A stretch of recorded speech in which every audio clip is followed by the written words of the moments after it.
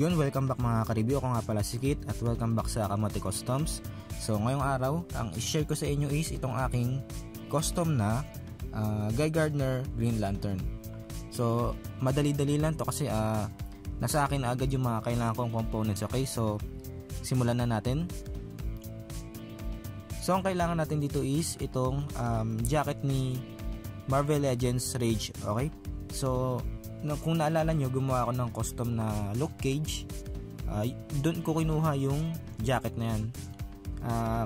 Pero kung meron kayo ibang jacket na gusto mong gamitin, pwede naman, okay? Tapos sa ulo naman, ang kailangan natin is head ni Superboy, okay? So wag kayong mag-alala kasi meron akong pinalit na ulo doon kay Superboy, so hindi masasayang yung body mold na yun. Tapos syempre kailangan natin ng body mold. Ang ginamit ko dito is yung Kyle Rayner na Green Lantern body, okay? So maganda kasing back yun.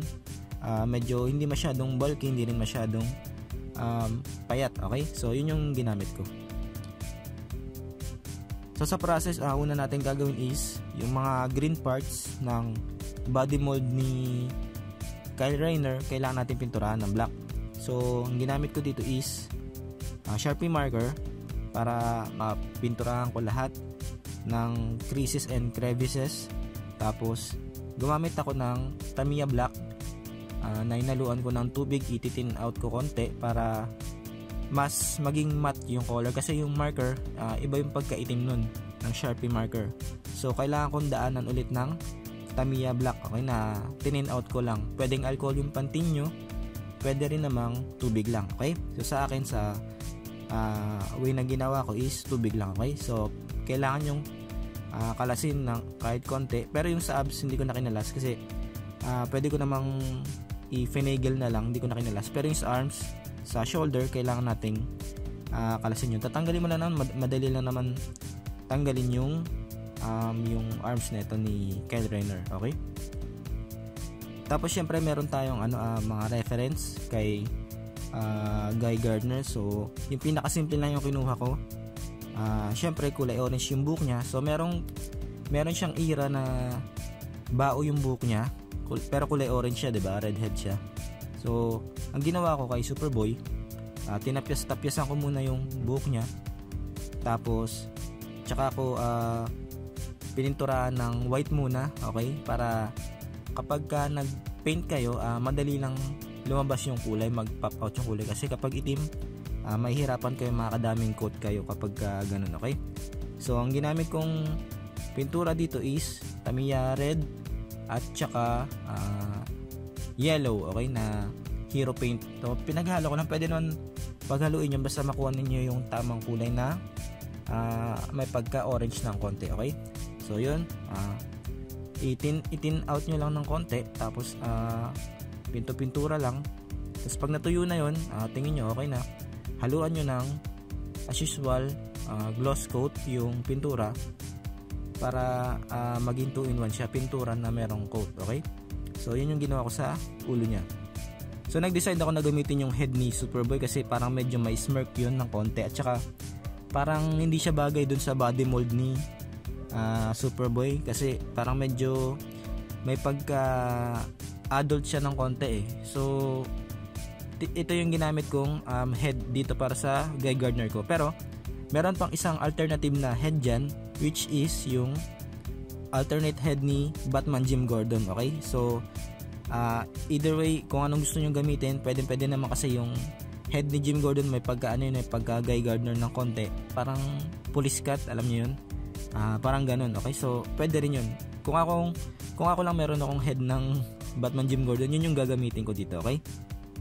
Pagdating naman sa jacket, kinat out ko yung pinaka ilalim, yung may belt buckle, kasi hindi ko kailangan yun.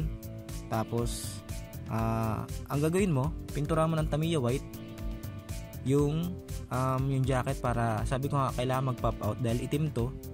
Makakarami tayong pintura kapag hindi natin nilagyan ng kulay puti na first layer, okay? So kulay puti muna, sabay ang ginamit kong paint dito is hero paint na intense green at saka sun yellow, pinaghalo ko para makuha ko yung tamang kulay. Pinapantay ko doon sa mga naunang Green Lantern kagaya nila John Stewart tsaka Hal Jordan, para bumagay yung kulay. So ganun pa din, pipinturahan mo. Pero yung may mga white part, 'di ba? May white part sa mga collar ni Guy Gardner. Kailangan mong iwasan yun na mapinturahan ng green, okay? So yun yung gagawin natin. Pag napinturahan mo na ng green, haluan mo ng gloss coat yung paint mo. Tas yun na yung pinakahuling coat natin, okay? Yung white part, kailangan mo din pinturahan yun ng gloss coat, okay? Para maprotektahan. Dahil first coat natin yun, wala siyang protection, kailangan mo siyang lagyan ng gloss coat, okay? Tapos syempre meron pang black part dun, 'di ba? Yung kulay itim na line sa collar niya. So medyo tricky to. So ang ginamit ko dun is Sharpie marker. Kung gusto niyo mag-mask ng konti, pwede naman. Sa akin kasi dire-diretso ko ng minarker. Tapos pinatuyo ko lang 'yon. Tapos syempre 'di ba, marker 'yon. Huwag kayong magalala kasi permanent naman yun. Tapos patuyuin nyo lang yun, tapos tsaka nyo lagyan ng gloss coat. Kapag bagong lagay nyo lang yung Sharpie marker, huwag nyo lalagyan ng gloss coat kasi may tendency na kumalat yung itim na ink, okay? So pwede rin namang Tamiya black, pero mas madali kasi para sa akin kapag marker, okay? So pwede naman yun.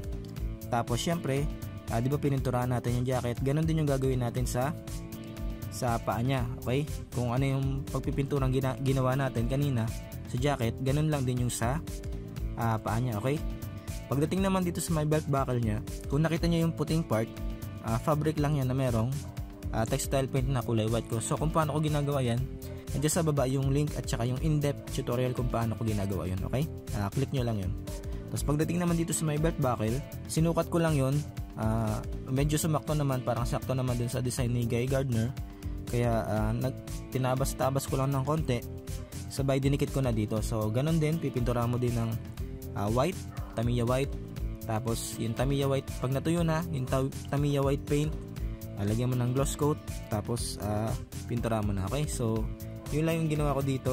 Tapos pagdating naman sa kamay niya, yung gamit kong hand dito is from Hal Jordan na figure, kasi yung kamay niya nilagay ko naman dun sa Hal Jordan na figure, okay? So parang pinagpalit ko lang sila, okay? So papakita ko din sa inyo yung custom ko na yun, okay?